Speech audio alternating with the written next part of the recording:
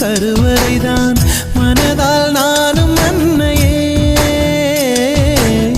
மறவேன் என்று முன்னையே